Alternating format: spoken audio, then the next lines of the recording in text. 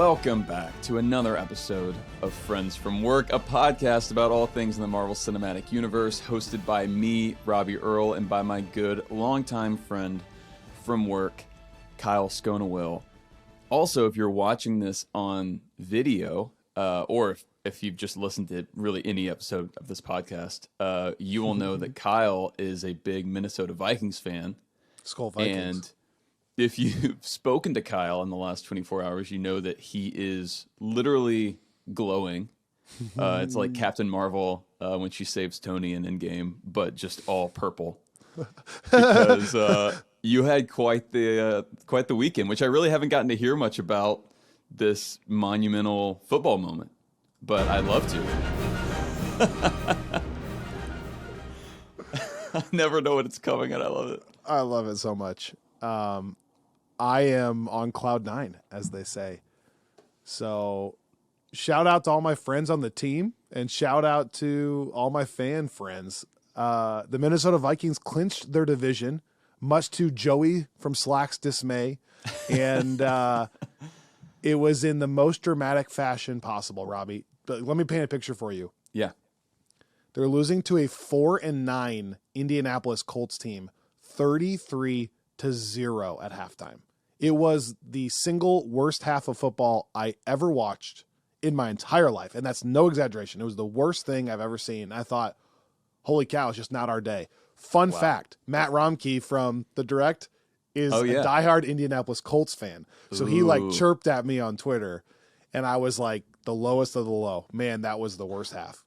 And then even in the second half, it didn't happen instantly. And with, I think, 6 minutes left in the third quarter, this is hard to wrap your mind around, it was still 33-7. And the Vikings scored 4 more touchdowns and a field goal, and they won 39-36, all in the second half and the fourth quarter specifically. Kirk Cousins, their quarterback, had 417 yards passing in the second half. Set an NFL record. That's insane. And so it was an NFL record, the largest comeback ever, surpassing, this is what's funny, the last 24-point comeback, Kirk Cousins, when he was in Washington in 2015. No so the way. only person to ever do it twice, which is insane. And wow. In the playoffs, everyone knows the famous 28-3, Tom Brady comes back on Matt Ryan and the Falcons. So that's probably a bigger deal because it was a Super Bowl. But 33-0, crazy. So shout out the Minnesota Vikings and just how good my week's going to be. I'm traveling home this week to Michigan for Christmas. So happy holidays and Merry Christmas to everyone. But this is how I love to travel home, because now I have a 9-hour drive that I can listen to everything in sports world. And it makes me so happy. And like seeing all my family, we're going to talk about it now. Like it just changes the whole vibe of the week. So I'm stoked. I'm really stoked. Man, I love that. I hope that Kirk gets to wear all the chains. All the chains, Kirko chains. So chill, Kirko chains. And I got to say, shout out to Argentina for winning the World Cup if you're a soccer fan, because that just ended this week. And it was one of the craziest finishes ever. Just an incredible World Cup. So if you are a sports fan, now is an excellent time of year. This is not a sports podcast, but I did want to share that. So hey, I love that. There you go.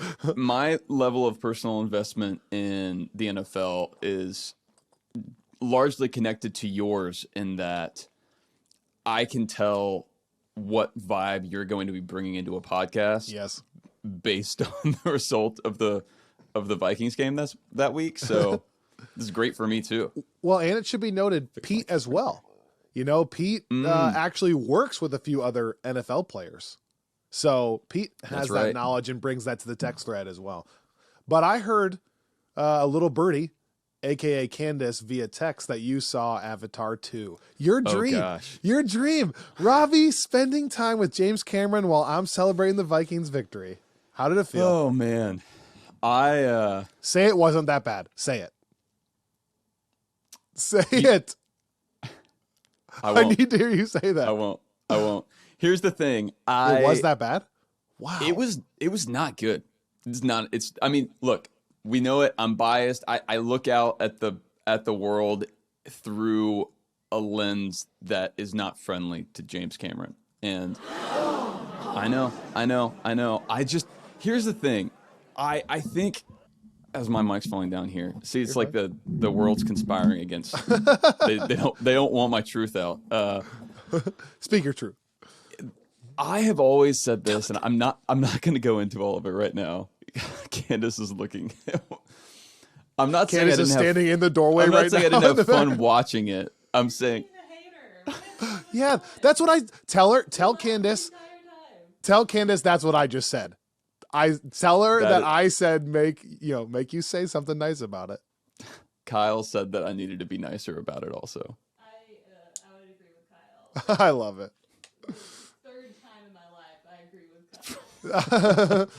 For the third time in her life, she agrees with Kyle. Okay, listen, I'm excited to talk about this later on with you, if and when you see it. I will. We had a crazy viewing experience because whenever we went to the Spider-Man No Way Home extended cut, the only theater initially that was playing it around us was one kind of up. I think it was at Cinemark actually. Maybe, yeah. Anyway, but it was up outside of town. Yeah, and they had these 40X theaters as options for the Spider-Man, and I was like, this is my first time seeing this, maybe my only time seeing this, and I've heard it can be kind of distracting. Like if I were just going to see a movie I'd already seen before, maybe. But so we forewent that, and then as we were walking out, Candace was like, "What is that?" And then we walked in. It was crazy because these wild chairs with all these buttons on them and stuff. And she was like, "We should come back and do that for Avatar." To be fair, if there's a movie to do it for, yeah, it's that. Right. And I was like, okay, yeah, let's do it. And so we booked the tickets and we went, and it was just such an insane experience. I've never done that. Have you done the 40X thing? No. I mean, other than like literal rides at right, Disney, like Disney World. That kind of, yeah. It is, I mean, it's similar to that. And so your chair like rocks all over the place, and like, when they're like firing guns, it like shoots air bursts like next to your head. Yeah. It's like there's little stuff that's supposed to feel like water. I mean, it is immersive. Like when there's an explosion, you're being like rocked around, and they have stuff in the theater also, like in some of the underwater scenes, they have bubbles come out, and so it's like, it's cool. I mean, it's cool what they've been able to do, and I'm sure it's someone's job to figure out how all of that's going to translate and what all the cues should be, and so make sure the bubble loader is loaded up. Right. So it's hard for me to separate that out. I should say, first off, yes, we had a lot of fun because we were at this wild, like everyone says, like a movie made for the theater, popcorn flicks, like done right, James Cameron. And we were going to the 40X thing, and so it was fun. But I will just say what I've always said. And one other thing that's maybe going to be a hotter take. And then that'll be it until you see it and we can come back to it. Here we go. James Cameron is not a good writer. You know, I've said that. I've said that's not even the hot take. I've said that from day one. Like if you look back at the things that make James Cameron movies great, it's not the writing. And I am a person that I feel like that is such a huge part of whether I like or don't like a movie. The dialogue specifically. And James Cameron it's like if you go back and watch Titanic, even the writing is not great. Like the chemistry is good in moments, but it's really the set pieces, the effects, like that stuff James Cameron does a great job of. And there are moments in this movie where we get that kind of Cameron, like even Titanic, like early Terminator stuff, where it feels like a lot of practical effects. And I will give him kudos there because I think he's really, really good at that, has got a good eye for it. But the scripts are just, they're weak, but they're also just weird. Like some of the calls that he makes, like even some of the story calls, but the way he writes certain characters, there's just a lot. Like this is not even a spoiler, because this was something I knew going into it like months ago, but like there is a character that is supposed to be the sort of daughter of Sigourney Weaver's Avatar from the first film. Okay. And she's supposed to be like a teenager, but she's played by Sigourney Weaver. Oh, I hate that. It's so weird. Like the whole time, Her like I voice never alone, got out you of the can just weirdness of tell is older. Yeah, exactly. It's like a weird, like sometimes you kind of can get past it, and then there will be like a line delivery where it's like, oh, that's an older person, not a child. So, but there are just things like that like I won't get into more examples of because they would be spoilery, but I'm like, man, these are some strange calls. But then the hot take part, if that wasn't hot, is, and Candace, for all of her shaming my negativity, agreed with me last night, whether she'll stick to it. The effects are good.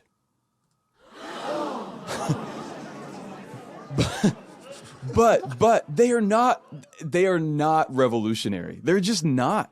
Like all the reviews I was reading, people were like, this is crazy. James Cameron does it again. Just shows you why it's like a whole different level. And I'm not even going to compare it to any particular Marvel movie or non-Marvel like big blockbuster or whatever. Like if I'm just going to say, if I had not, like if this didn't have all of the, oh my gosh, it's a new James Cameron Avatar movie and like he always moves the ball forward in some crazy way, hype going into it, I think I would have come out and not even really commented on it. Like, I think if someone had been like, how are the effects? I would have been like, oh, they were great. Yeah, I mean, it looks good. Like, there was never anything that I was taken out of. I never saw anything in the trailer, to your point, that I was like, oh my gosh, you got to see it.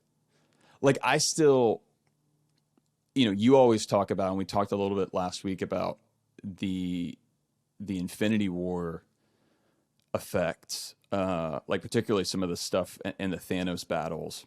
And I didn't see anything. I would say the thing that I thought they did so well with the way they visualized Thanos as a fully CGI character, how effectively they were able to humanize his expressions. It's like you've got just the right amount of texture there. And it's like you have some really impactful shots of just this giant purple CGI guy's face that feel emotional. Right. And I would argue that while like the underwater stuff looks great, the creatures look great, like it all looks good, the one thing that Avatar fails to do as well, in my opinion, is that. Like, I still feel like I'm looking at kind of cartoon blue people. I don't feel like fully sucked into the realism of the actors and the way they're being, and not saying it's a performance thing. It's just, so I don't know. I'm curious to see if I get ripped apart for that, but I'm just like, for a movie that's kind of all it brings to the table is the spectacle, in my opinion. It's doing it in such a way where you walk out and I think most people can say like, yeah, like that was fun. And I will even say like at the end, there are some like emotional moments that hit for me. So I was like, okay, like I at least finish out walking through the story the way you probably wanted me to. But I just, I'll be very surprised if this makes the kind of splash that the first Avatar film did. But the writing comment you had earlier is interesting and perfect, because I feel like that leads us directly into today's episode and the conversation today about reflecting on Phase 4, mainly because it's so strange to me, of all people, that James Cameron has become like this figurehead of anti-Marvel. Like, of all people to like talk about. Yeah. It's just funny because, what you just said, I'm not trying to do shots here at James Cameron. What you just said, like, you're not the best writer yourself. So I'm not sure I trust you critiquing the story behind these projects. Right. And like, of all people, for you to generalize superhero movies and be like, they're all bad. Wait, really? Like, yeah. Yeah. It's, anyways. I mean, there's a lot, like we were having a conversation about that on the way home. Like I said, I'm curious for you to see it because I would love to get you and Annika's take.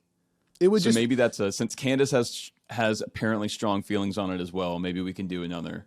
To another me, group it's episode. like I would just take that critique a little differently from like Christopher McQuarrie, where it's like if he was saying that Marvel films have ruined the blockbuster, then show me what the non-ruined blockbuster is. Okay, well then you make Top Gun Maverick or Mission Impossible, Right, right. and then it's like okay, I get it. Like Dead Reckoning, the trailer looked unbelievable in the action. Yeah. So like, thank you. Like you're live stunting it all. That's cool. Right. But for James Cameron to say it, it's like, then you're going to give us Avatar?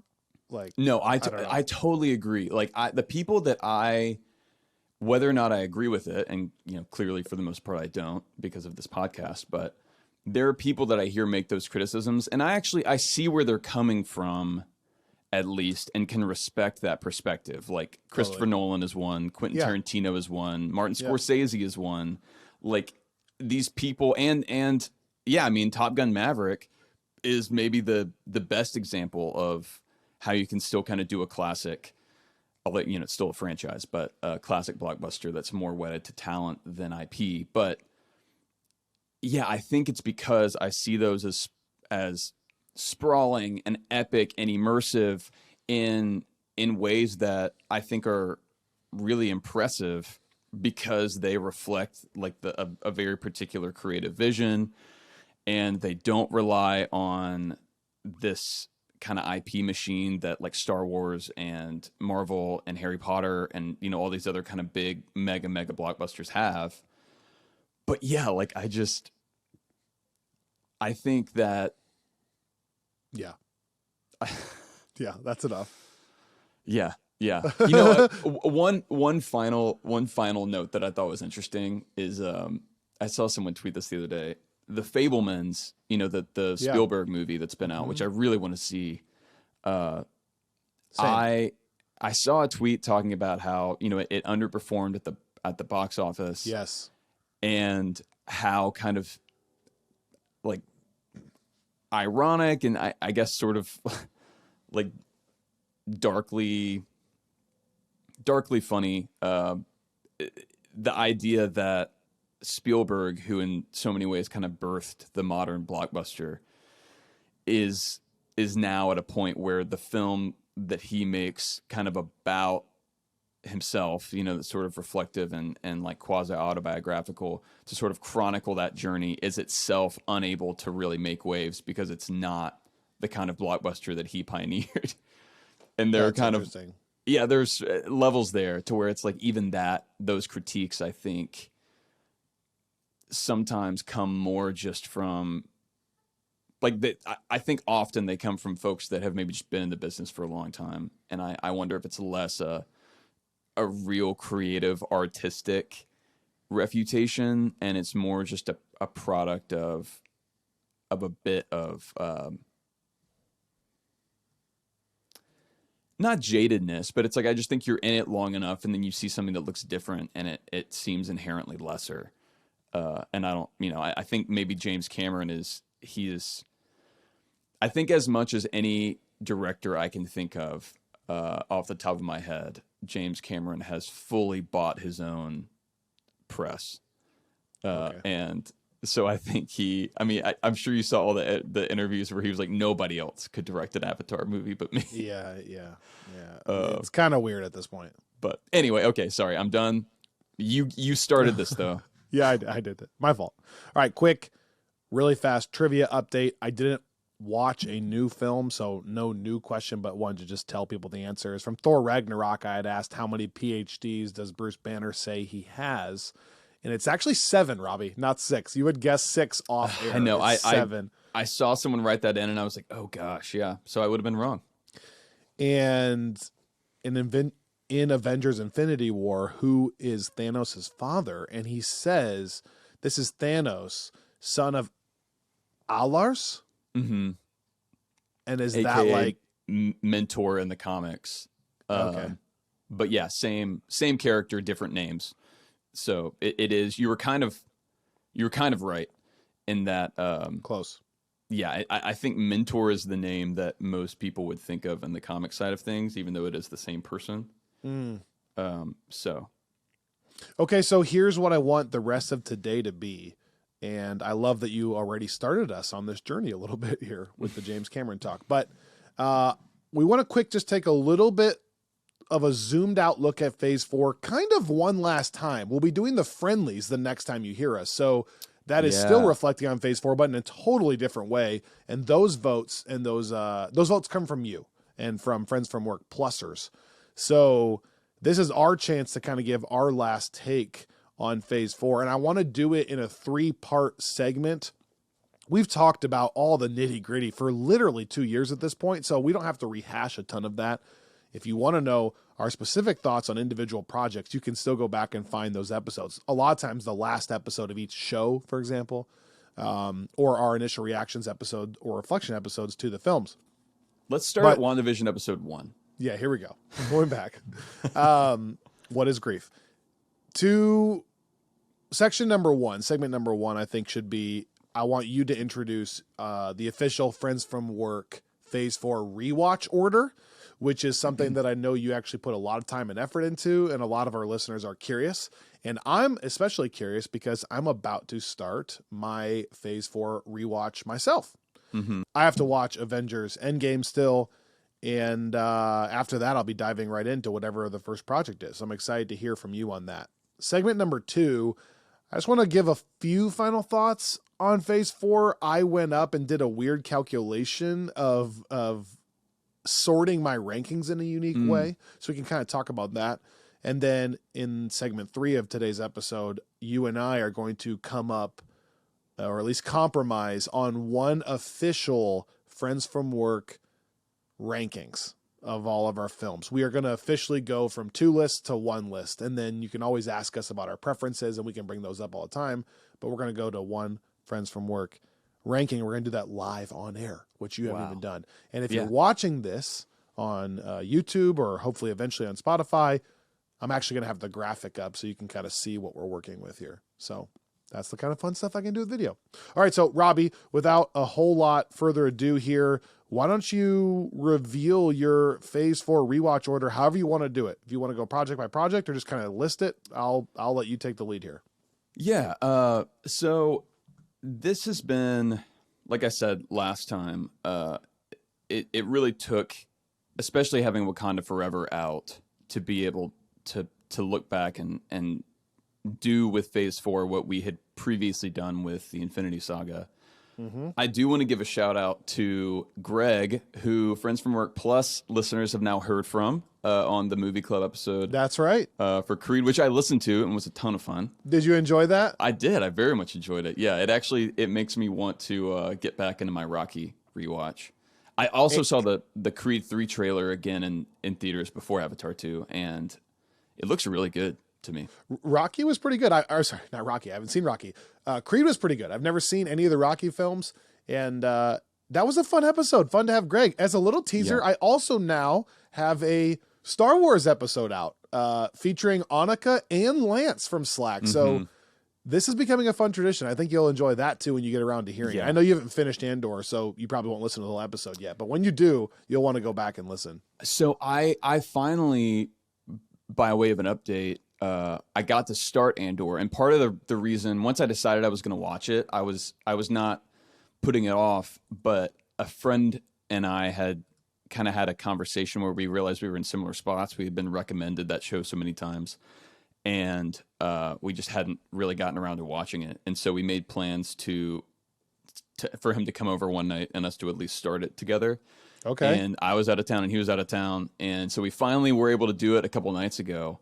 And I only got to watch the first episode, which I know Lance had said to try to watch the first 3 if possible, but just kind of because of the way we did it. It's slow to start for sure.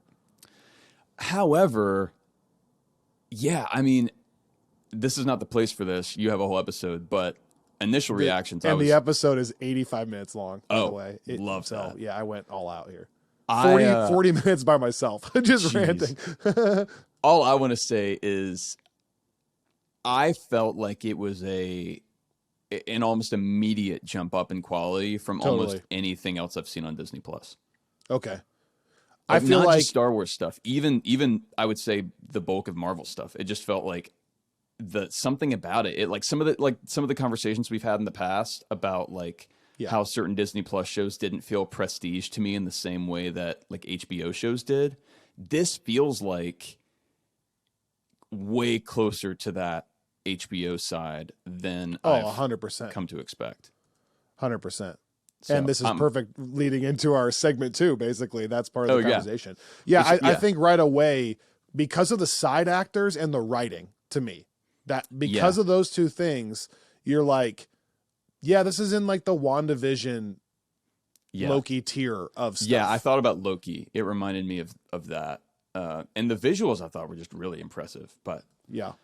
Okay, anyway, I say all that and brought up the Greg Creed episode because Greg he's someone that I think has taken a lot of interest in this, and so he will message me from time to time and ask how my thoughts are shaping up. And so he spurred these conversations and was kind of someone I could bounce a lot of this off of. But love it. Yeah, I think we are finally at our Phase 4 watch order, and it starts off similarly to the way that it always has. Like a lot of the rationale that I had for the beginning there sticks. So we won't belabor that, but I really like coming out of Endgame, which is such a great like final feeling film, like the fact that it doesn't have an end credit scene and all that stuff. And then coming back into WandaVision, it's also kind of tonally similar to the way that it ends with Peggy and Steve in the 50s or whenever, and then us kind of opening up on a similar shot. So WandaVision first, okay. Yeah, so WandaVision, and also it gives us such a great coming back from the snap. Like the first time that because you're in Westview, you don't know what's going on, and then episode 4 of WandaVision is the first time you're actually back in the post-Endgame world, and that's when you see the whole kind of undusting moment, which I still think is the coolest way that we've seen that depicted. I also really love the Hawkeye one, but I think this is still my favorite. Okay. So I think that's a really good way to come back in. Then we have Far From Home as the Tony check-in, like that legacy, and then reverse that. We have Falcon Winter Soldier as the Cap and Steve legacy, and then Far From Home as the Tony Iron Man legacy. And so that's still the same as it's always been. Where things start to shift is after that, because I think originally, like early on, we had it going from that to Shang-Chi, which is at a totally different spot now. What we're doing here is we go from as you're saying it, I'm referencing our Journey Through the MCU playlist, which now has your order. So I'm just trying to keep track by looking at it. So WandaVision, Falcon and Winter Soldier, Spider-Man Far From Home. Yep. And then, so the way this kind of works is like WandaVision opens up all of Phase 4, kind of in a similar way to how we have Doctor Strange doing for Phase 3. And then we have the check-ins with Cap and Iron Man. And then we go into a whole new kind of like wide lens, backup, totally new approach for Phase 4, which starts with Eternals, which I like a lot because it is such a different feeling movie. It sort of it totally retools what you think the Marvel Cinematic Universe is, and you learn a lot about Celestials and what's been going on Earth and these people that have been living in the background. That movie ends with the post-credit scene introducing Blade, and kind of gives you a little bit of that vibe towards the end, which I think makes it the best transition point into Werewolf by Night, which is what we have next there. Wow, that's interesting. Okay. So I really there are a couple things here that it took me a long time, and I don't know that there's a perfect way to do it, but I think I found the one that I feel best about. And Werewolf by Night's a hard one to place. Sure. At one point I thought about trying to put it near Multiverse of Madness, just because they both kind of have that like spooky Halloween feel. Yeah. Mm-hmm. But what I kind of wound up doing here is, whereas Phase 4 had looked like kind of a year long, like a really packed year, it's now kind of looking more like 2. Like, and you'll see there are almost like 2 cycles given that now we kind of have more holiday specific feeling things, and some of the timeline clues we were given from certain movies. And so I thought like that Blade connection there with the kind of Midnight Suns-ish, like that part of Marvel, and the fact that we can then lead from that into Moon Knight, Sure. which, you know, Moon Knight famously debuted in a Werewolf by Night comic. You get all the focus on the moon in both of those for obvious reasons. And so I think it actually makes it, like I previously liked the Eternals to Moon Knight transition, and I still do, but I think this fits in well. And Werewolf is, there's no way to fall back on it just strictly chronologically, right? Because we don't have any idea the time it's even taking place. We talked about how it's like black and white and it feels old, but then there's like LED lights that look like it's 2020 or 2023. Like there's no way to really determine that. Yeah. So it's just strictly tonally, I guess, is my point. Yeah. Which is, I think, where we've kind of erred in general. I mean, we try to follow a rough chronology to make the story make sense, but, you know, just make it feel like you're going through intentional little mini arcs, like we always say. So again, I'm not saying that this is probably a project that can move around more in the future, depending on kind of where the Werewolf by Night characters wind up. But as of now, I feel best about putting it near Moon Knight, and I think that it kind of fits in that phase of just introducing whole new elements, which is kind of the whole point of Eternals. What I like about this in general is those first three projects are so familiar. They're the ones that reflect the most explicitly on the events of Endgame. And then you end on that kind of cliffhanger from Far From Home. And I know a lot of people like putting Far From Home and No Way Home next to each other because of that. But I actually, because most of No Way Home takes place months after that, just that opening scene takes place right after Far From Home. I kind of like doing this tour around what else is going on. And then coming back to No Way Home after we've kind of gotten the perspective. So, Eternals. So WandaVision, Falcon Winter Soldier, Spider-Man Far From Home, Eternals, Werewolf by Night, Moon Knight. That's where we're at so far. Yes. And so then Moon Knight transitions us into Thor Love and Thunder, because Moon Knight's the first time we really have the conversation about gods in that way, like in terms of people's relationships with them and there being such a thing as an avatar.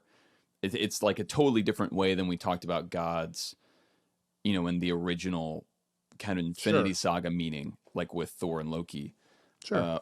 But, you know, then, and apparently for folks that don't know, at one point there is going to be a reference to gore in Moon Knight.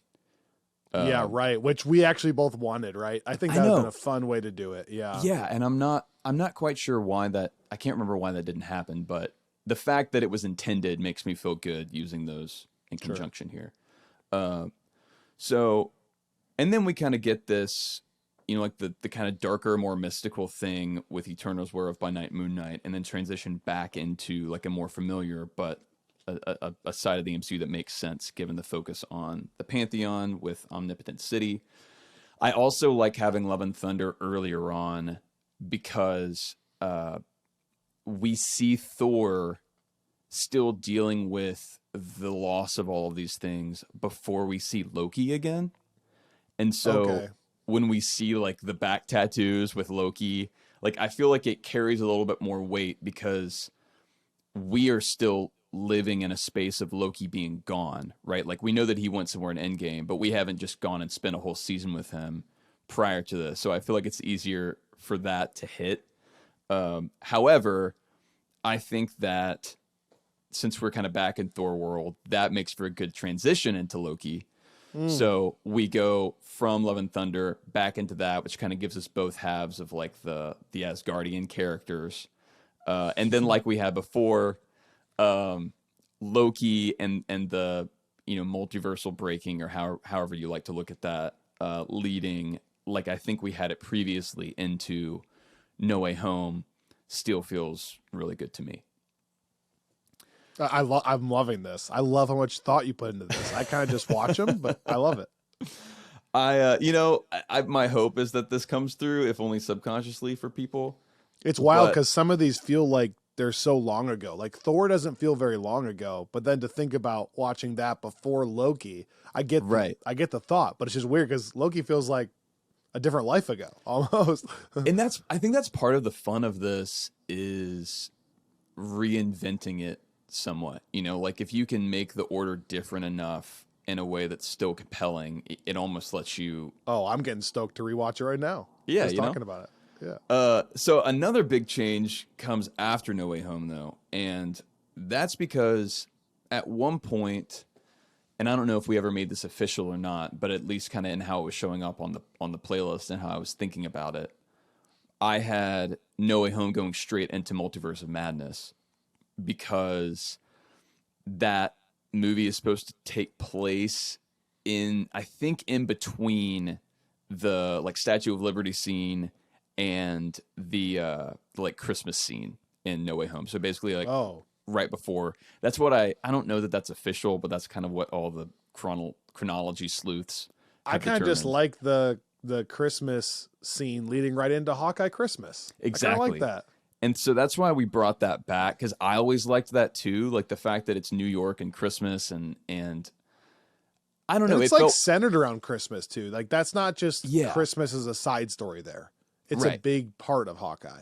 So that feels kind of natural. It felt weird to go to Christmas with Spider-Man, jump back to Multiverse of Madness, then go back to So that was something I was trying to crack the code on for a while, and we'll get to what the solution was whenever we get to Multiverse of Madness. But yeah, so we came back to Spider-Man straight into Hawkeye.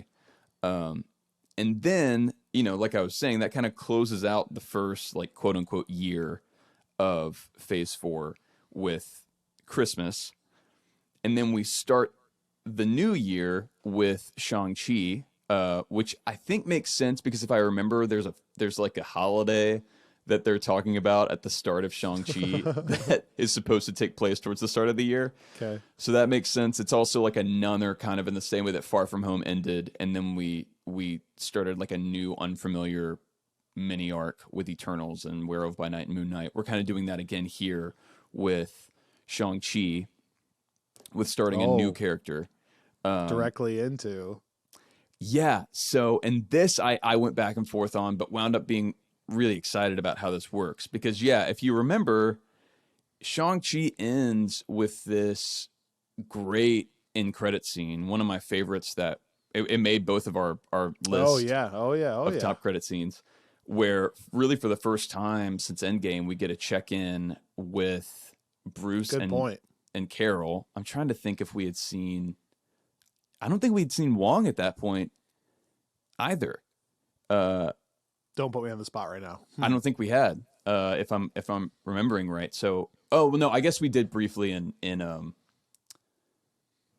yeah. See, now I'm getting release order and yeah, that's what I'm saying. Anyway, that's what I'm saying. It doesn't matter. But in this viewing, we've seen him just in No Way Home, and then we see him again in that Shang-Chi cameo, which kind of perfectly cues up at the end, like both in his scene in the fighting ring and then also like the end credit scene, his appearances in She-Hulk, mostly because we have in that final scene Bruce with his arm in the sling, and the big question was like, why is his arm in the sling? What's going on there? Good point. And so the fact that we have that credit scene that focuses so much on those two characters, and then we have She-Hulk, which immediately answers the Bruce arm in the sling question, and then also gives us like kind of a Wong status update. That then leads us into Miss Marvel, which is also kind of a follow-up from Shang-Chi in that we get that scene where we see like the Tin Hands logo and we get like the Shang-Chi theme from Laura Cartman, and we're getting this sense that there's some kind of tie between the bangle that she has and the 10 rings. So that's kind of its own little mini trilogy there. that kind of Not- follows up. Not ending on Black Panther. I'm No, just seeing. no. Okay. All right. So, and the other thing with Miss Marvel being there is we finally get the follow up to Carol from that end credits scene. So it's like, if you look at the credits from Shang-Chi as informing the next few projects, it actually makes a lot of sense, because you get some level of answers as to where each of those characters are by the end of that little mini arc, especially with that end credit scene of Miss Marvel that we like so much. So yeah, the last ones here are fun for a couple reasons as we round it out. And some of this is me reading way too much into it, but that's kind of the fun of it. Miss Marvel kind of famously introduces the concept of mutants into the MCU. Right. And so in the same way that it kind of closes out that other little mini arc coming out of Shang-Chi, it also kind of opens up another one that is granted very much a minor background arc. Mini arc. Mini, yeah. But we get the introduction of mutants there, and then obviously we get an even larger mention and exploration in Wakanda Forever. Mm-hmm. Still not huge, but especially on my last watch, I noticed like there were a couple of they really do focus on some of that language and how different he is from the other mini ones. arc. And so, and yeah, this is before I get to the actual kind of final project or projects, depending on how we look at it. I said when Wakanda Forever first came out that I thought it was the perfect ending to Phase 4. And I still think that from a release order perspective, in terms of kind of where we are when it came out. But the more I thought about it in terms of the like on the grieving side of it, which was so much of Phase 4, kind of spiritually and symbolically, it felt like a great ending. But in terms of the actual story that was being told across the greater MCU, I just didn't think that it made a ton of sense ending it off there, because it's such a, we get the kind of global geopolitical thing a bit, but it's a pretty Wakanda focused story. Sure. And so I like having it here because one, it kind of not only comes out of the conversations like the mini mutant arc, like we were saying, but you also get some interesting, there's some synergy even between the stories that we get in Miss Marvel about the impact of colonialism and how that kind of birthed her as a hero ultimately, and the same kind of story that we get with Namor in Wakanda Forever, which both of those they have are obviously happening in different parts of the world and at different times, but I think you see similar themes playing out. So I think that makes sense there, and works as a good ending to this whole little mini arc or mini arc that we're talking about, starting with Shang-Chi. So I almost view all of those as being their own chunk within Phase 4, like Shang-Chi, She-Hulk, Miss Marvel, and Wakanda Forever. I also think I didn't say this. Close it off? Then you close it off? Well, so I think She-Hulk and Miss Marvel just tonally fit pretty well. Yeah, totally. Totally. But yes, so then the actual closer, and people that are keeping track will have probably guessed this, is Doctor Strange in the Multiverse of Madness. And this is not what I had initially thought of as being the finale to this phase, but the more I sat with it, I loved so much starting Phase 4 off with Wanda and sort of focusing on her as such a perfect transition character from what the Infinity Saga was to what the Multiverse Saga will be. And I feel like closing with Wanda. Yeah, exactly. I love kind of coming back full circle. And for me, the big thing's going to be, this will be easier to decide in a few years once we see how important Wanda becomes or isn't. Right. if she becomes like a massive player in this, I love it being like the beginning and ending of the phase to really leave you on this cliffhanger of she's all powerful. Mm-hmm. She kind of sacrifices herself and we don't know. Mm-hmm. If that's all we ever see of her, maybe that's a little different.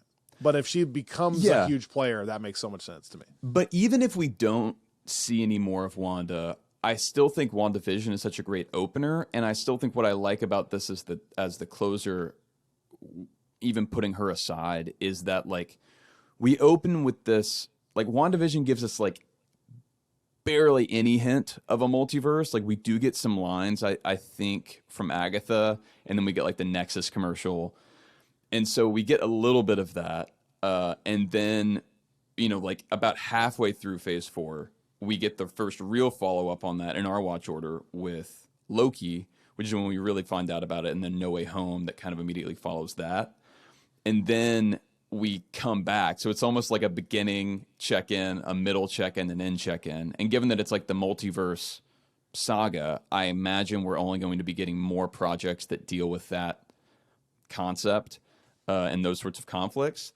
So I just kind of like that that's where we end this phase, is coming back to like this is the greater narrative.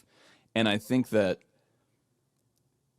if we're heading towards Secret Wars, this idea of incursions that we had introduced in Multiverse of Madness is going to wind up being really big. And I feel like as I look back on phase 4, you know, we've always done the thing with the watch order where we didn't do the palate cleansers as the final movie. We would do the Avengers movie, or whatever we felt was it's always been an Avengers movie that kind of summed up the preceding phase and ended that chapter. Right. And of all of the movies that, or projects in general that came out in phase 4 that I think have that kind of significance, not emotionally, but like greater story-wise, I think it's got to be this one, because it kind of leaves us on this, like, even the final scene of Doctor Strange, the final credit scene, which I still don't love. Right. You know, the like, you call us an incursion, like that's where we leave things to where it's like that's the kind of new state of the world going into phase 5. And so I don't know, I think it makes a lot of sense. I think I like the symmetry of it.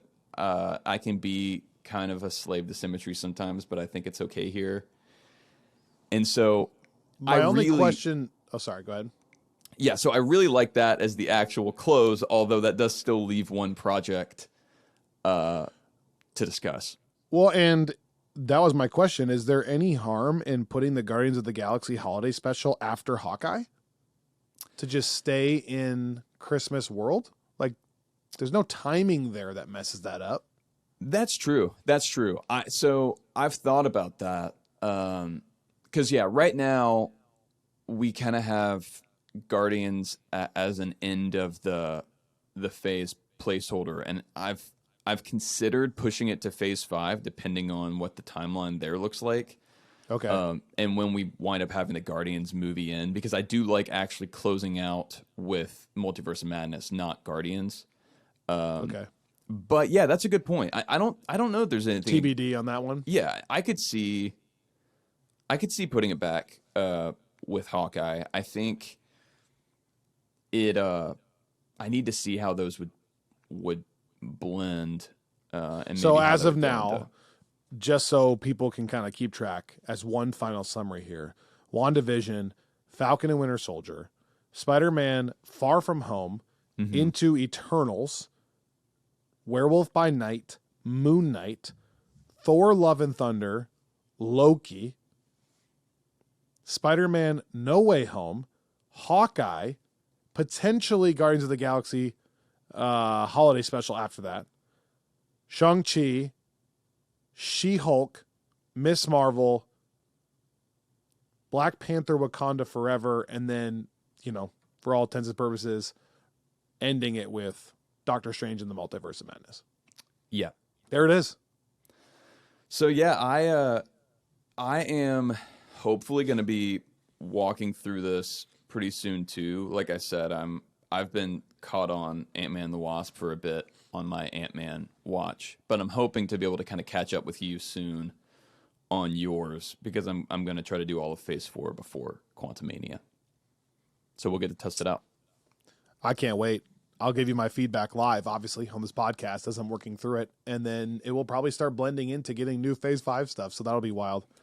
Let's come right back and talk a little more Phase 4 after a quick word from these sponsors. Let me take a note there. 55, 55, 46.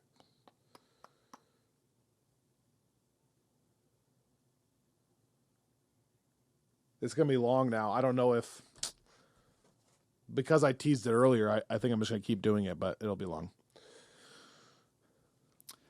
Well, I feel like the reflection, we kind of just, in going through the watch order, sort of did reflect some. All right, Robbie. So segment 2 and 3 here will be pretty quick and kind of tied together because it mostly deals with just our rankings of this. And so I just wanted to share one tidbit I researched, and then we can get into the rankings. It was just interesting for me to go back as an exercise and jot down all the films and write down specifically what phase they come out in, only because, first of all, I've been watching for like the last 3 years using our rewatch order, which is not strictly keeping everything in the same phases because we throw a few things around. So, like, for example, Black Widow is a Phase 4 film that we watch in Phase 3. Okay. But if you just deal with it strictly as Marvel defines the phases, I jotted those films down. Something, first of all, that was interesting is I didn't realize that Phase 3 had a significant more amount of films than any other phase. And by the way, with Phase 4, I'm not counting the shows right now in what I'm about to tell you. This is just the films, okay? So there was 6 projects. So there were 6 projects in Phase 1. There were 6 in Phase 2. And there are 7 in Phase 4. But there are 1, 2, 3, 4, 5, 6, 7, 8, 9, 10, 11 Phase 3 projects. So in general, just a lengthier thing. I thought this would be interesting. There are 11. And again, 11. Here are a couple disclaimers from me. This one I'm about to tell you is just based off my personal rankings. So it's not science, right? Like we said last week, this is correct as defined by me saying it's correct. Okay. So this is not a science. The second thing is I'm just taking these numbers and where they rank, and then I'm adding them all up and then dividing them by the number of films to get an average score, with the lower numbers being better, right? Because 1 would only have 1 point and 30 would have 30 points. So the lower number is the better number. And taking into account that I'm not using like a Rotten Tomatoes score or something. So like meaning if a movie is way worse, it's still only 30th. It's only 1 spot lower in the score. So it's not going to skew it maybe as extreme as some reviewers would do. Does that make sense? Because they would take like, they'd say Incredible Hulk's a 30%. Well, that's going to really hurt versus just 1 spot lower. Okay. I see what you're saying. Yeah. Okay. So for example, like Iron Man is 9th for me. Incredible Hulk 30th. Iron Man 2 24th. Thor 29th. Captain America First Avenger 22nd, and the Avengers 8th. So that's the first phase, right? So I have a 9 and an 8, and everything else is in the 20s or 30s in Phase 1. Okay. Crazy. Wow. So I did that for everything. This is what I found interesting. Phase 1 added up to a score, Robbie, of 20.33. Okay? You don't know what that means yet. Phase 2, Phase 2, 17.5. So lower score is better. So better. Phase 3 jumps all the way to a 13.09. So basically a 13. That's a huge jump given the jump we just made. But get this. You ready for this? Again, according to my rankings, Phase 4, 13.4. Wow. So my rankings almost average out that Phase 4 is as good as Phase 3. I thought that was fascinating. So basically for me, it goes just off these numbers. Again, it's not a science. It would be Phase 3, Phase 4, Phase 2, Phase 1. And I just thought that was, and it's not even that. I mean, we're talking Phase 4 is only behind by half a point. If you had asked me ahead of this, I would have said Phase 3 is going to win by 2 points. You know, that's really interesting. Huh. But here's why. Yeah. Okay. Phase 4, depending on where you rank Eternals, for me is 20th. Some people have Eternals at 30th, literally. For me, Eternals is a little more bottom mid, not the very, very bottom. Again, I'm going to change these once we rewatch it. Right. But the difference with Phase 4 is every movie is in the teens other than that. So you have No Way Home at 3, and you have Eternals at 20. But then for me, I have 11, 12, 14, 15, and 19. So there's no movie in there that really, really brings it down. Phase 3, yes, it has 1, 2, and 4 in it, which is incredible for me, right? So that's like hardly counting against them at all for a score. It has 6 and 7 as well with Homecoming and Ragnarok. That's the thing. But it has Ant-Man and the Wasp, 23, Captain Marvel for me at 27. So there are a few that still drag that down. Guardians of the Galaxy Volume 2 at 26. Right. So, I don't know. Just fascinating. I guess I also probably wouldn't have told you that Phase 1 would have been my lowest. But when you think about it, there are some movies in there like Thor, Incredible Hulk, Iron Man 2 that they just aren't great. Relatively speaking, I love all of the MCU, always. Yeah, I think it is funny because you and I did a Friends from Work Plus episode about kind of what you immediately think about when you think of a movie. And when I do that with phases, it's funny how there are certain movies. What do you think about with each phase? So Phase 1, I think I either think of Captain America 1 or the Avengers. And I always think of Iron Man. Right, which makes sense.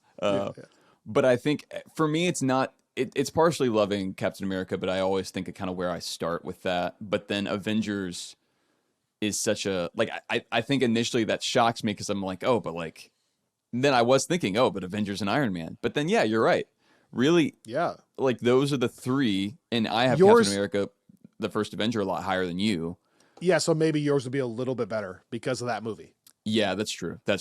But not by tons, I don't think. Not enough to swap with one of these other phases, I don't think. It's funny though because I think of Phase 2 so often as like a treading water phase.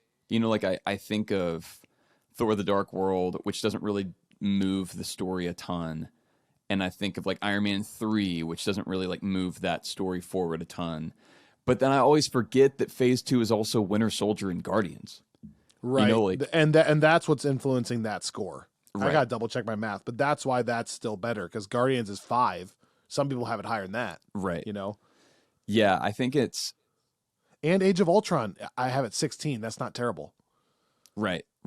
No, the Phase 1, Phase 2 conversation, it's almost like your rankings kind of make sense to me now. Like it almost is a Phase 1 and Phase 2, Phase 3 and Phase 4 conversation in some ways. Like we've talked about Phase 4 as its own Phase 1, and that's a whole different thing. But yeah, it's like I think. See, what's interesting for me is you said Phase 1, you think of Cap, I think of Iron Man. But when I think of Phase 2, like if you had said right away, I go to Winter Soldier for some reason. I feel like that was like a dividing line of like this is a new tone. That's what I always picture. I guess it's so fun. I mean, I go to Thor 2 probably because I've now like trained myself to think of that movie all Thor the time. 2 reference. Boom, done. Cash the check. I think of those because they were the first 2 projects in release order of Phase 2, if I remember right. It was Iron Man 3 and then Thor: The Dark World, and they were both such like. Iron Man 3 is a much better movie, but just in terms of what they were doing, it was so clear that Marvel hadn't quite figured out how to go forward from there, like what it looked like to have the world where everyone knows each other and they're operating. And so it was like, I think of that as like quintessential Phase 2 because that's how I always think of that phase. But then there's a moment where, like that Guardians Winter Soldier moment is almost like, I think of that as like introducing Phase 3 in terms of the type of content that we were going to get. Like it was like them figuring out what it should look like. It'll be interesting to see if Phase 5 has a similar treading water feel to Phase 2 or not. I think probably not, because what Phase 5 has that Phase 2 doesn't have or didn't have is Phase 5 is still going to have films that are wrapping up sequels and trilogies for characters we already know. Whereas in Phase 2, we knew like nothing was getting closed off. Like it was still all going forward. They weren't going to end any character really there. Yeah, I think that's what made Phase 2, like early Phase 2 especially. Like Iron Man 3 had his third movie, but we knew Tony wasn't gone yet. Right. Yeah, it was interesting because we didn't really, I feel like that was also early enough in the MCU to where people weren't keeping track of things like phases. Like I think that's true. You know, like they had, like Marvel had them. I think you could buy like a Phase 1 collector's box after the Avengers came out. Yeah. But that was only like I remember recently more popular. Yeah. To say that. Like I remember, I think you and I were on tour once with Seth, with our buddy Seth Penn. And I remember like have this vivid memory of him explaining the phases to me, because that wasn't something I was even really familiar with. And that was probably what, like 2013. That makes sense. So I think in Phase 2, we almost didn't have any sense of what the timeline was looking like. And that's why I think it's another reason why we probably look back on Phase 3. And to your point, in Phase 3, it has some really quality movies, obviously. But I think we also look back on the feel of Phase 3 so fondly because it was like the rising action. We were coming to this like, okay, everything's finally coming together feel that we hadn't really felt since probably the first Avengers movie. Like that kind of excitement of like, because Infinity War was the first time Marvel had sort of topped that, oh my gosh, look how well this worked feel of the first Avengers movie. Right. And so I'm curious like what that would look like for like as we get closer to Secret Wars. Like if, yeah, you're right. Like will Phase 5 feel like Phase 2 in that way at all?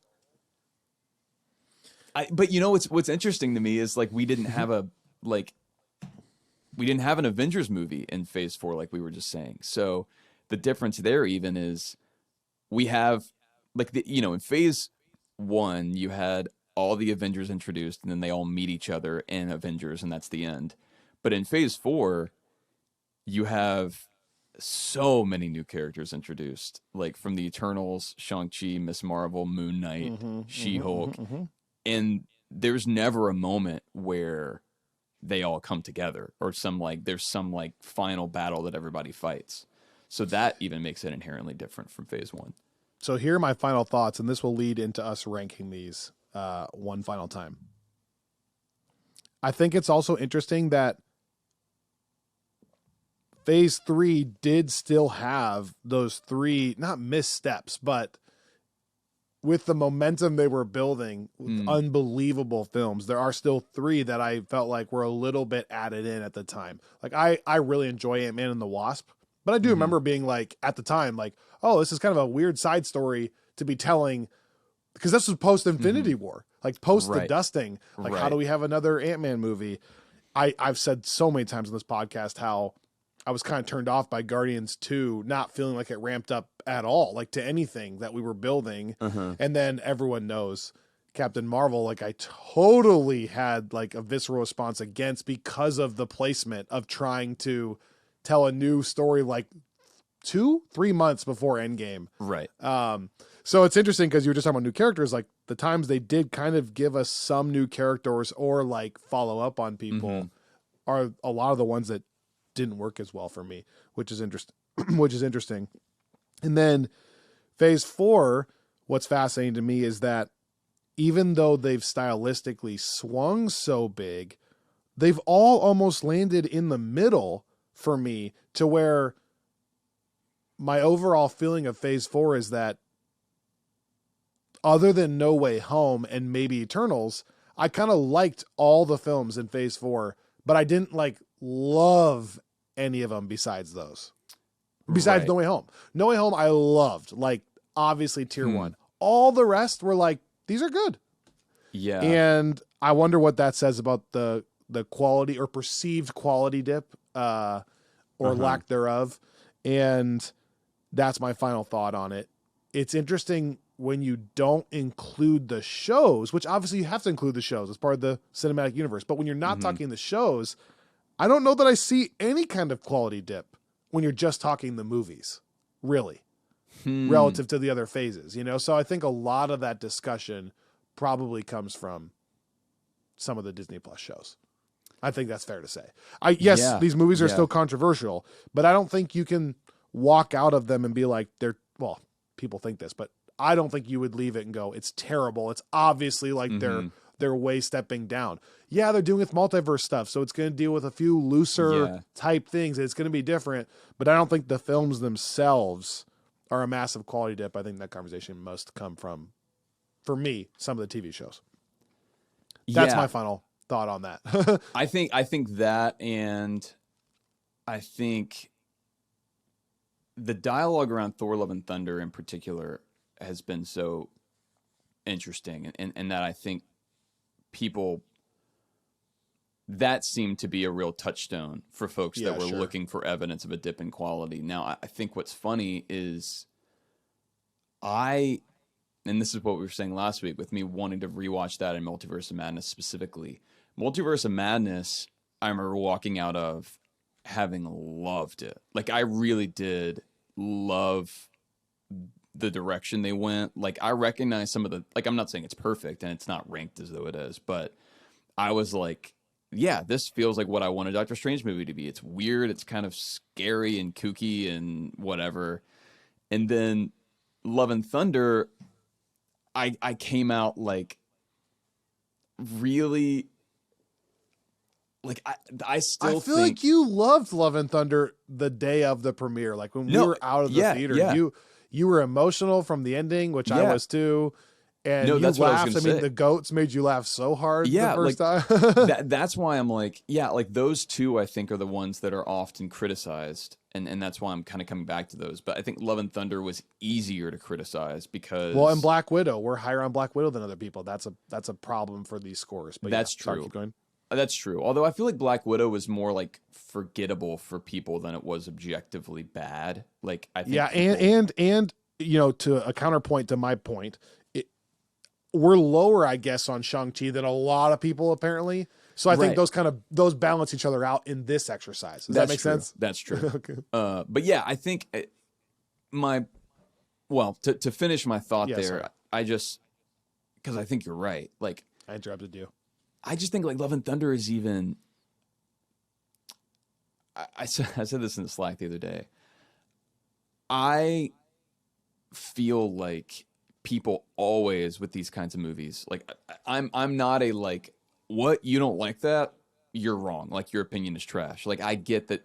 That's our whole conversation, and why we're kind of changing up the rankings the way that we do is because so much of it is just preference, and that's, you know, you should be honest about what you like or don't like. So if you don't like Taika Waititi's Thor: Love and Thunder, that's totally fair.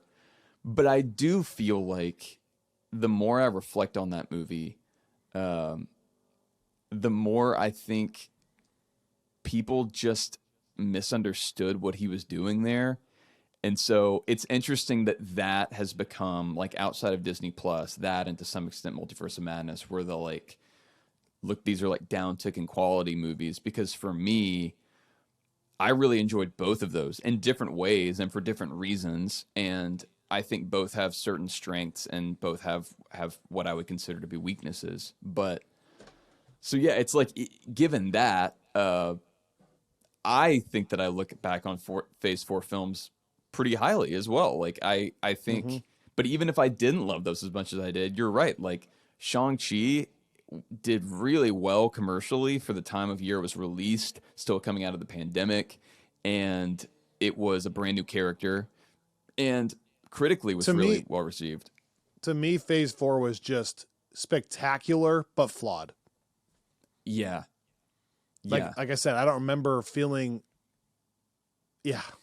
Well, I think this could go on forever because it's also fascinating. Like, I was the one that felt like No Way Home was a slam dunk walking out of the theater. Right. When it happened. Whereas I was a little less sure, especially of Doctor Strange. A little bit of Thor.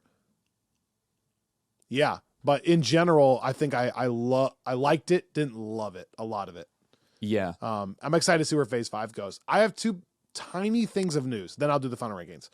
I don't think we ever talked about this in the podcast regarding this. Two things, just interesting. One, there's been a lot of rumors going around. I think you maybe brought this part up, that Marvel, now that Bob Iger is back, is going to kind of like relook at how they do things with Phase 6 and 7 and maybe try to err more on the side of quality versus quantity, which is something we've talked about on this podcast ad nauseum. But that's interesting in this context too. Like, if that is true, first of all, it's a big if. We don't know that.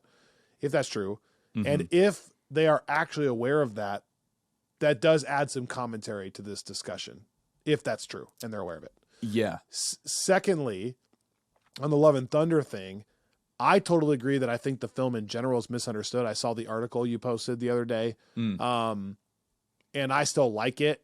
Like I said, I think the swings were bigger, so the hits were bigger, like some of the visual stuff and some of the emotional moments for me from the hospital scene on, and some of the jokes were funnier, and then some of the misses were bigger, where I was like, ooh, this feels out of place.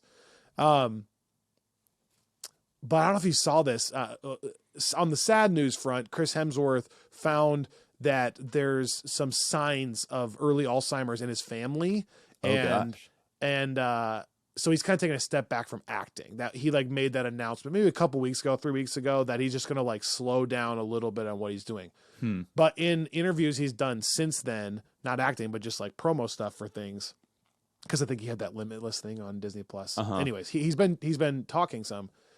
One thing I found interesting, you can Google this, and it's been making the rounds.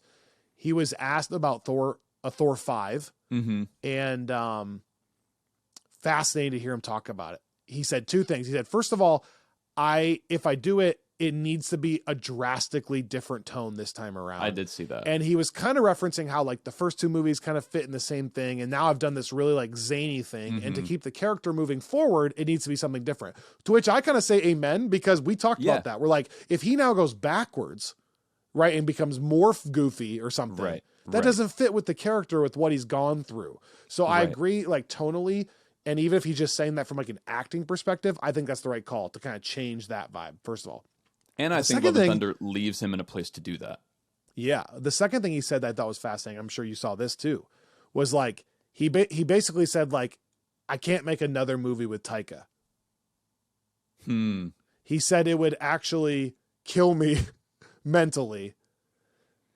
And Google this. You think I'm making this up? And it might not be I'm saying it maybe harsher than it came across, but he was basically saying like, I cannot make another movie like that. And I don't know if he's saying that from like the fan perception, or just that it's so zany and so weird that he would just want to do something different at this point. But I thought that was interesting for him to say that. Again, all those things in the context of this conversation are just fascinating. That doesn't change how I feel about the film. But I do it's interesting to hear the lead character say, I'm ready for something different.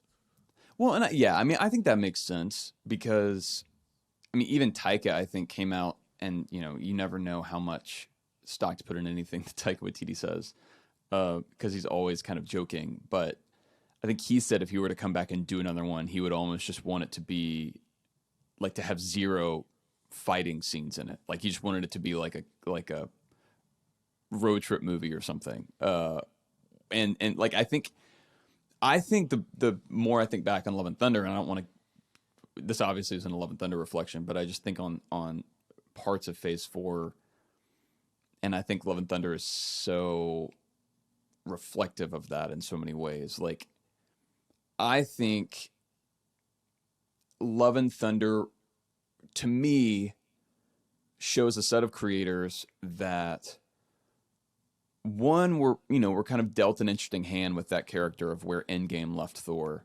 and two, had kind of come in and reinvented something so successfully, and showed a willingness to be bold, and a willingness to kind of buck the norms there. And I think they wanted to have the same experience, like, using that combined with like the status quo that Endgame had left, to try to do something as different and as creatively satisfying for them there as Ragnarok had been. And like, remember us talking about all the craziness of the Ragnarok set and how free flowing that was. And I think what other people look at Love and Thunder, like when they look at it as being like lazy or, Ragnarok 2.0 or whatever, like just too many jokes or not enough substance. I look at it differently and I think this goes for a lot of Phase 4. Like, okay, we are coming off of, like, we're in a different spot than we were in Phase 3, and that if you think about like Phase 3 coming out of Age of Ultron, which was not critically, like, I mean, it wasn't a flop by any means, but it was not seen as a positive step forward. And so really, like, everything in Phase 3 was, I think, critically received higher than Age of Ultron. So it was all like this march up. Whereas Phase 4 comes off of literally the biggest movie of all time, one of the best critically received Marvel movies ever.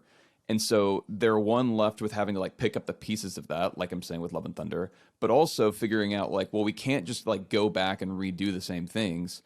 And we don't even want to just try to do the same things, but dress it up as something different. Like, let's actually tell stories that we have fun telling, and let's try to like explore some different ways of doing these things.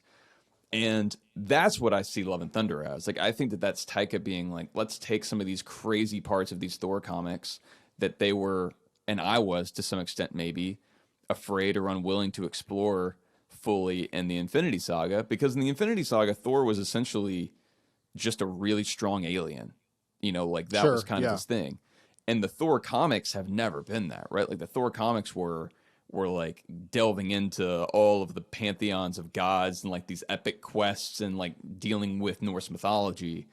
Right. And I'm not saying one is right or one is wrong, because I love the Infinity Saga, but I think that Love and Thunder was Taika being like, well, here's the material and here's something I'm excited about. And I want to tell a story about love, and I want to tell a story about like how a person that has been dealt all of this would actually move forward and maybe flip the script some on what like a superhero movie and like the like, sure, I don't know. So like and I think that was so much of Phase 4. Like it was, and that's why it's hard for me to really dislike any of those movies. Right. Because like what we've always said, like I think I just respect even what Chloe Zhao was doing in Eternals. Every time I watch it, I'm like, yeah, I really appreciate like just the attempt here. And there are parts of that movie that I think actually work really well, but also just like, yeah, I don't, I'm glad that Phase 4 wasn't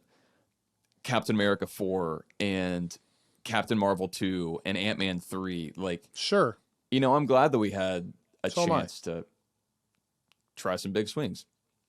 Mm-hmm. So I don't Ditto. know. I feel very similar. I love it. Well, I am really excited to go through this rewatch and around the same time as you, because I'm same. I will be rewatching and keeping these in mind, and then also I'm just excited to see how these movies age as well. Like, how does Phase 4 age? Like, do some of these things get better as we get further along, or are we going to look back and be like, wow, that was a misstep? Okay. Yeah. Our final rankings are brought to you by our friends at Epic Hero Shop. They make the best nerd merchandise, as you've heard us say all year long. We love their stuff. I'm not wearing it currently right now, which is actually a rarity, but be sure to be checking out epicheroshop.com and use the promo code FriendsFromWork to save some money off your first purchase. And they're going to have some incredible stuff coming up in the new year. So epicheroshop.com. Okay, we don't have time to fight over all these. I've put together a list that's trying already to merge our lists, knowing that there are a few hot button topics that we're going to have to compromise on, right? So like Captain America First Avenger can't be as high, or Black Panther can't be as high as you're thinking, but it can't be as low as I'm thinking, okay? Right. So we have to come to some consensus on a couple of these.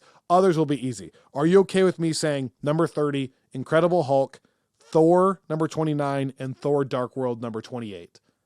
Are you okay with those three being the bottom? Iron Man 2, number 27. And I know you'd probably swap Dark World and Iron Man 2, but because I have it so much higher, I need one more spot above there. No, I feel good about those. Okay. I'm going to write this down I as was we go. thinking about your recent Incredible Hulk Thor swap. and I was debating it, but So then I would go Captain Marvel 26, Eternals 25, Guardians of the Galaxy Volume 2 24. Now I know a few of those you have higher, but I'm looking right now and our audience can see, if you're watching this, our rankings side by side. And I don't think that's that controversial either. I have Captain Marvel personally at 27, you have it at 26. So I feel like 26 is a decent compromise there. yeah, no, I feel good about that. Sorry, I'm writing these down. I love it. And then same with Eternals. Like, I remember you defend the film a lot, and so do I, but then I got to the end of this list, and it's like, I have Eternals at 20, you have it at 25. So I'm giving you the benefit of the doubt here by putting it at 25. And Guardians 2 is 24 for you and 26 for me. So I feel okay about that order. I feel okay about Wait, so Captain Guardians Marvel 2 being is where? 24 above Captain Marvel and Eternals. Okay, yeah, I feel good about that.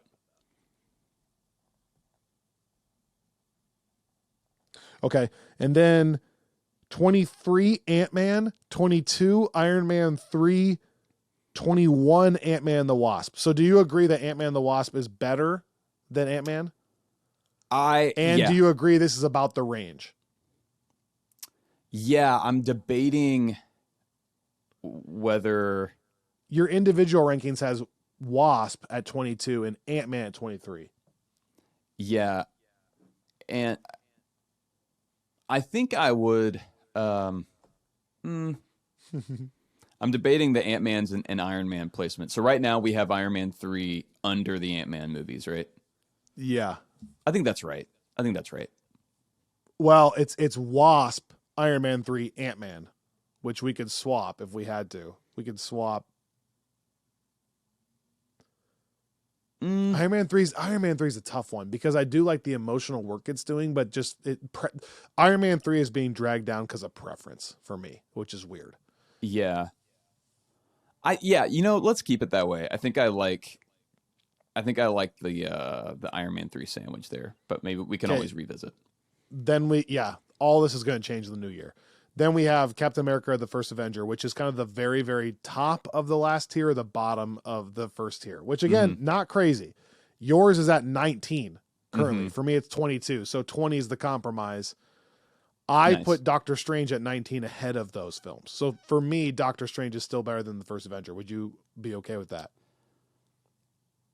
I can live with that. Okay. I can live with that. Look, the thing is, you've come up a good bit since we started this podcast on Captain America: The First Avenger to where we even have it that close. So I'm grateful for. I'll take what I can get. All right, here we go. Now it starts getting really weird. 18 Shang-Chi. I like Shang-Chi. But yeah, you have it at 16. I have it at 19. So this order is always tricky. Shang-Chi, Age of Ultron 17, Far From Home 16, Love and Thunder 15, Wakanda Forever 14, Multiverse of Madness 13, Black Widow 12. How in the world are we going to come to a compromise on how that actually falls? Like how those fall? Yeah. Like, is Black Widow a better film than all those? Despite the ending concerns. Well, and Far From Home a more solid film if you don't take into account like the comic background of Spider-Man. You know what I'm saying? Like, if you're just watching it as a story. Or is Shang-Chi better than all those despite the like mystical and some weird CGI things? That's the hardest chunk. Yeah. And that's going to move around.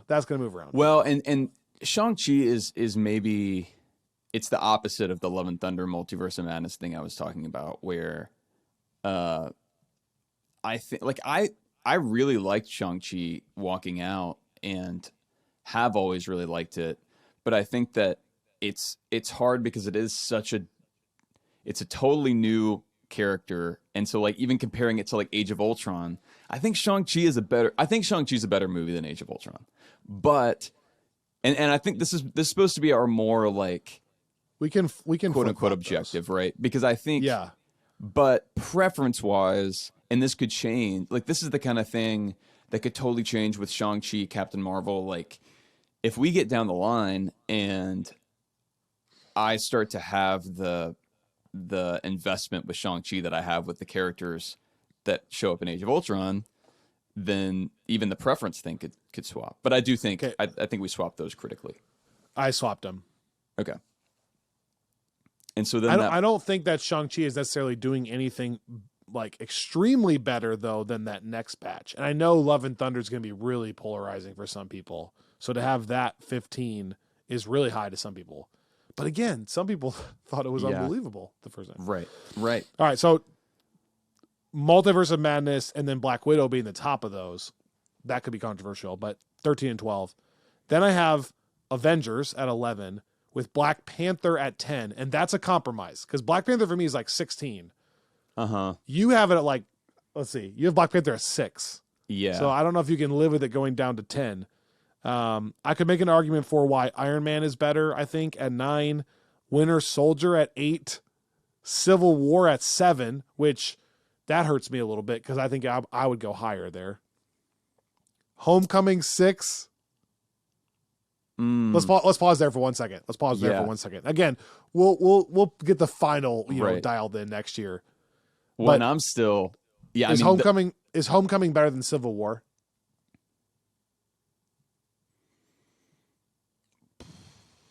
It's so hard. Civil War is better than Winter Soldier. Do you agree? I agree. And Winter Soldier is a better film than Iron Man. If you take into account maybe the time it came out, maybe not, but I think it's a better movie. Winter Soldier doesn't have like the villain thing problem. Yeah. Yeah, I think Winter Soldier's I think it's better than Iron Man. But I like all of those more than Black Panther only because of a few of the concerns I have with some of the realism of the final act. Yeah, I think I would fight. So I think Black Panther is still the first one especially is still so unique in not just culturally, but even story-wise what it was doing. Like, I think the Killmonger villain, like remembering that came before Thanos, the version of Thanos that we got in Infinity War. And it was I guess it was after Homecoming. But it's not better. It's not better than Civil War or Homecoming. Right? No. But it's hard. It's hard because I think that, and I think some things about it are, but I also agree with you about some of the I think my only real issues with Black Panther though are some of the visual concerns that you've set out. I think maybe my compromise would be put Black Panther above Iron Man. Okay. But below Winter Soldier. I think I feel okay with that. Okay. I'm doing it right now. Okay. And then the top 5. I'm going to give you, unless you have a huge argument, I think I'm going to give you the Endgame number 1 slot. Wow. I think. It's not because, it was my 2. It's either 1 or 2. Right. And we've had this conversation so many times, but Infinity War is flawless, but doesn't maybe reach the pinnacle. So do you like a little more of a roller coaster ride in your quality, a little bit more, or do you just like the steady, unbelievable steady? Yeah. I'll give you the Endgame one because I think plot wise, it's having to do more. And the fact that it's even getting remotely close to landing that plane is unbelievable. So I think I'm gonna give Endgame 1. Yeah, I think it's higher floor versus higher ceiling ultimately. Yep. To me, but I think the two of us are gonna agree with 1, right? You can be okay with that. I think so. Oh yeah. No, I think and this is another thing where, Infinity War. Well, actually, even Ant-Man and the Wasp, Infinity War, Endgame, and then all of Phase 4, I'm going to try to kind of reevaluate as I'm watching the way you have been. Not going fully back to the drawing board, but so it'll be interesting to kind of watch those in light of us having had this ranking conversation. So, we always have had this conversation with Endgame and Infinity War are 1, 2. then there's a chunk from 3 to 7 always to me that are like perfect films that it kind of comes down to your preference. And that's hard for us. And then I think from like 8, 9, 10, 11, you start getting like unbelievable films that have slight flaws. But No Way Home 3, Guardians of the Galaxy 4, Ragnarok 5.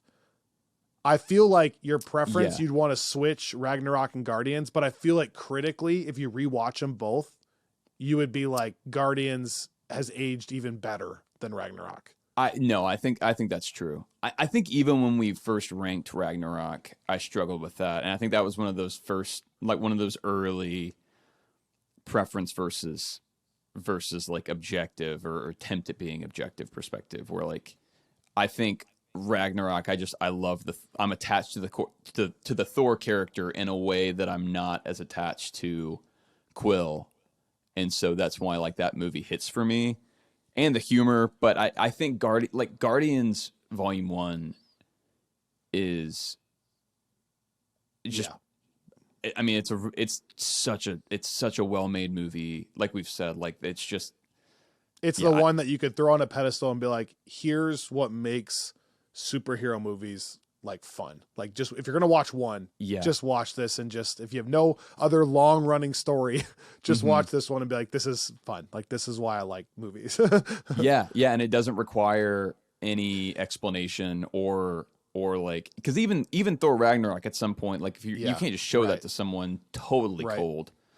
And so just like Infinity War and Endgame, that's the same with No Way Home and Guardians to me, where it's like both you and I have a few things in No Way Home that are kind of like, that doesn't work as well, or that's a little goofy, or but the highs maybe being even higher. Right.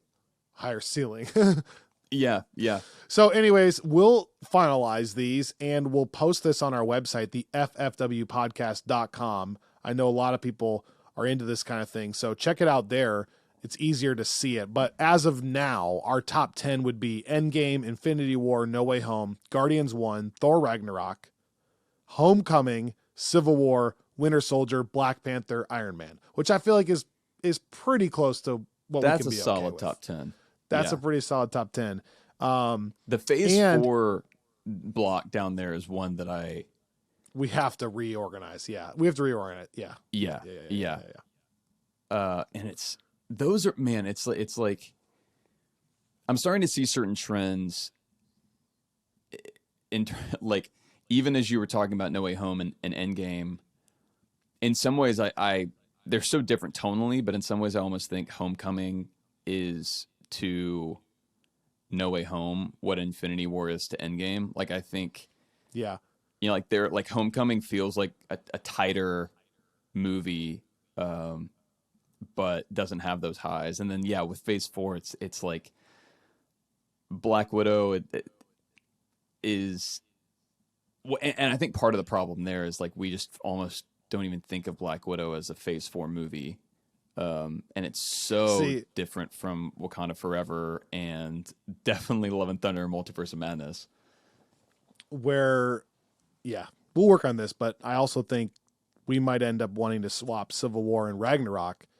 Again, I love Ragnarok, and I know that'd be hard for you, but Civil War, to me, just holds such a special place in my heart. It's interesting that a few of our listeners on Slack created a Google Doc that actually adds up everyone's rankings. So like we have a community score here as well. I'm looking at it. It's fascinating.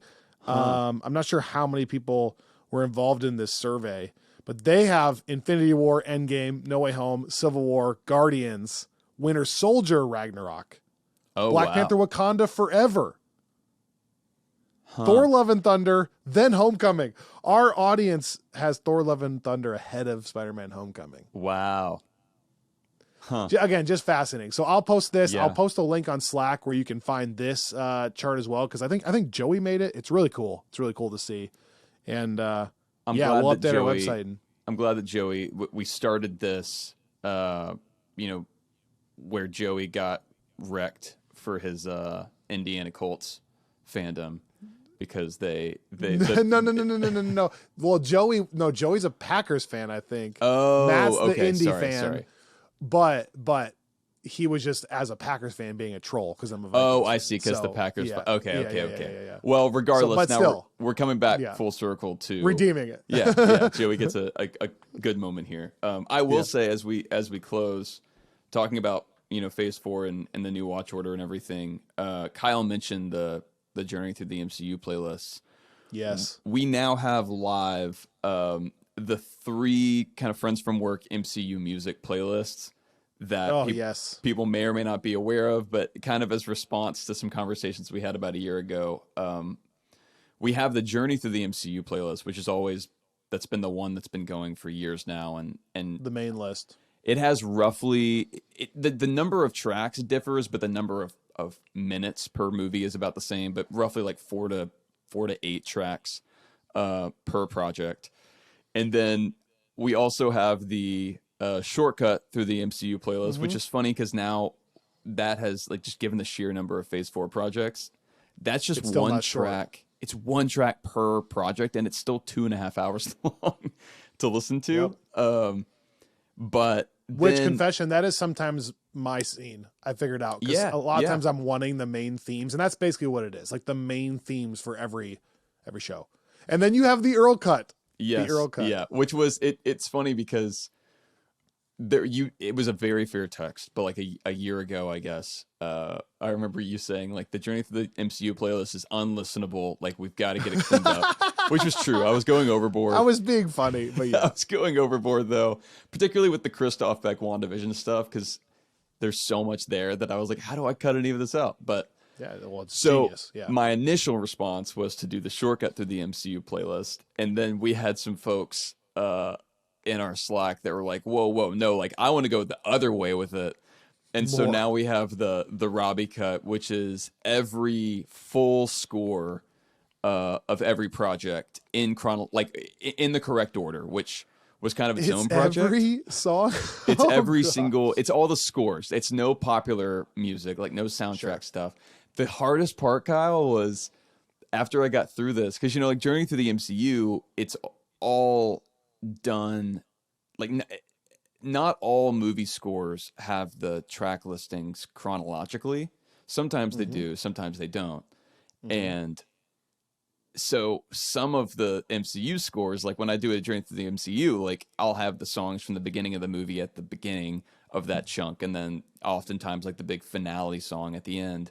Because the goal of the Journey Through the MCU playlist, like I was texting the other day, has been less a sampling of everything and more trying to kind of tell the same story that the watch order does to make you feel like you're watching the movies. Yeah.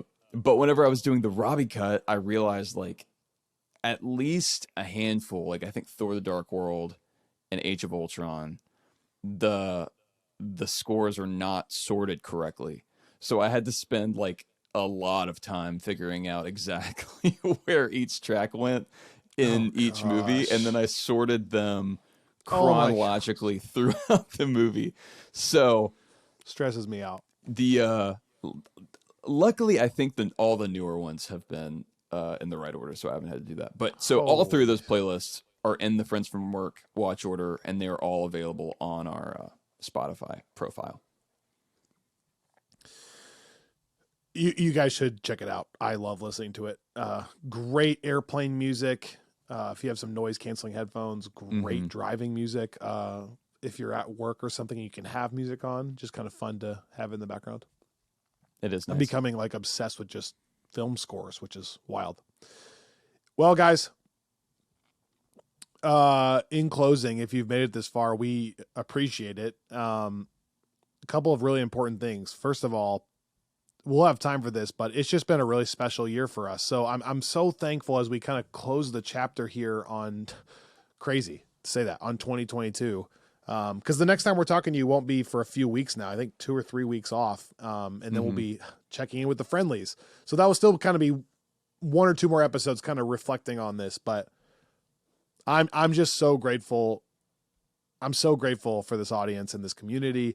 And I'm thankful the growth we saw this year is really cool. And I'm really excited to see what can happen in 2023, season 4, phase 5. So I'm just thankful. And I know Robbie is too. And I recorded that little episode with my wife talking about Star Wars, and she wanted to punch one more thing. And I was like, what do you want to punch? And she jumped in and said, I'm just so thankful for everyone that listens to my husband's podcast. And Wow. I was like, that's really cool, because it has really changed our lives. Yeah. It's changed Annika and I's life, especially this year. So I'm thankful for all of you. And we have some really fun stuff we're excited about getting into in 2023, and some non-MCU stuff. I think that'll be fun as well. Mm-hmm. A lot of really cool movies coming out in 2023. Yeah, don't forget to check out Friends from Work Plus if you're into this podcast and you want a little more of it. There's really fun stuff over there. I hope everyone just has an awesome Christmas break, and sometime over Christmas, we'll probably post on socials and on Slack that our ballot will be updated for Friends from Work Plusers. So you can go on there and start getting your votes in. We'll announce the nominees, but then, as we've always done, I won't know any of the results until we actually do the episode, which is kind of fun. So get your votes in there. We love you guys. From the bottom of our hearts, thank you for everything, and we'll talk to you next year. Happy New Year, Merry Christmas. We'll see you in 2023 here on Friends from Work.